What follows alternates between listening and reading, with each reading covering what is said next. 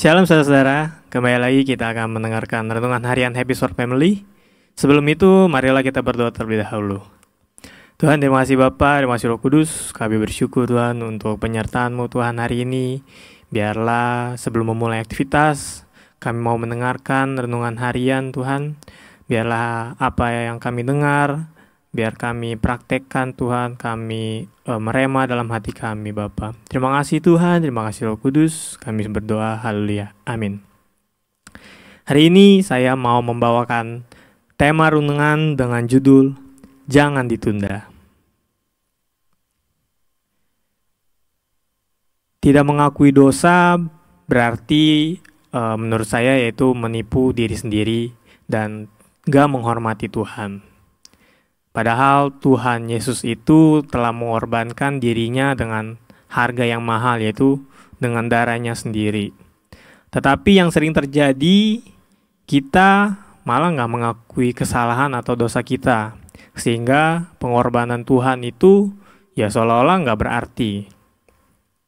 Pengakuan itu menurut saya juga seharusnya dilakukan dengan tulus hati, agar Tuhan menolong kita dari dosa-dosa kita yang masih tersembunyi. Itulah saya mencatat ada dua yang dibutuhkan untuk kita melakukannya dengan tulus hati, yaitu yang pertama kerendahan hati dan keterbukaan. Kerendahan hati berarti mengakui bahwa kita tidak baik dan gak layak gitu.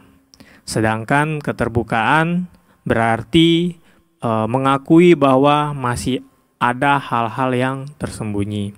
Seperti waktu saya ikut camp gitu, ada slogan yang berkata keterbukaan adalah awal dari pemulihan.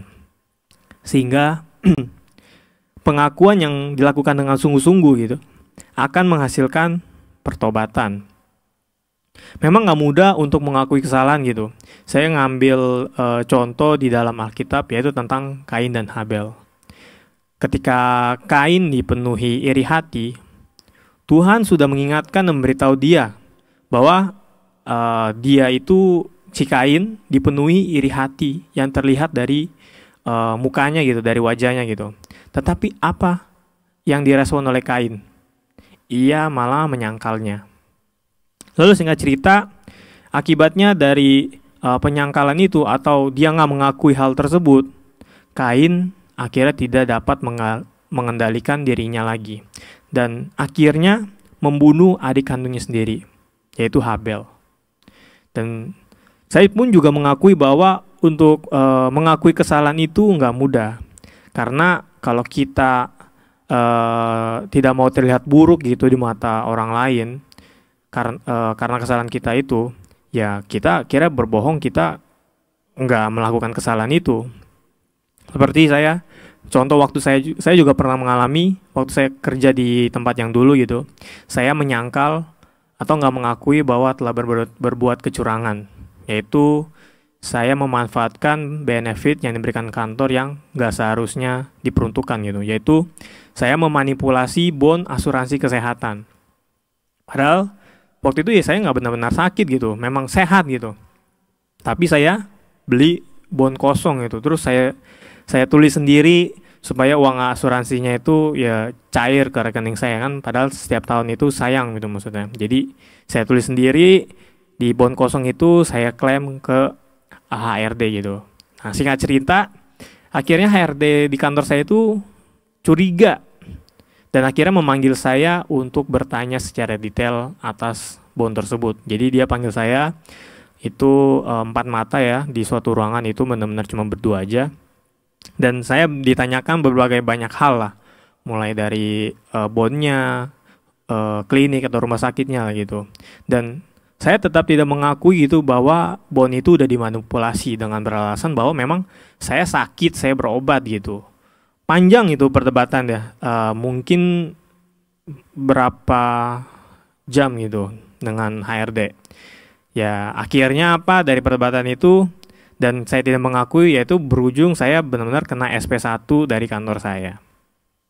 Oleh karena kejadian itu, saya sadar saya sudah menyalahgunakan benefit yang seharusnya harus sesuai dengan peruntukannya. Kalau memang sakit, ya sakit gitu, baru diklaim. Bukan sehat, beli bon kosong malah ngeklaim gitu. Itu salah, saudara. Jadi ketika kita berdosa gitu, kita perlu secepatnya datang ke Tuhan untuk mengakuinya gitu. Jangan ditunda. Karena penundaan yang semakin lama akan berdampak lebih buruk lagi. Terolah ya seolah-olah kita tidak pantas untuk datang kepada Tuhan karena dosa kita gitu. Dosa yang tidak diakui membuat kita mengulangi kembali dosa yang sama. Kita tidak lagi hidup di dalam terang gitu. Kedekatan kita dengan Tuhan dan mungkin juga sesama ya mungkin akan terganggu gitu. Lalu ya sebaliknya, mengakui dosa dan mau berubah menjadi lebih baik membuat rohani kita, roh kita itu semakin pulih gitu. Dan Tuhan pun berkenan mengampuni dosa kita. Saya juga ambil ayat di 1 Yohanes 1 ayat 9. Jika kita mengakui dosa kita, Ia setia dan adil, sehingga Ia akan mengampuni segala dosa kita dan menyucikan kita dari segala kejahatan. Amin. Mari kita berdoa.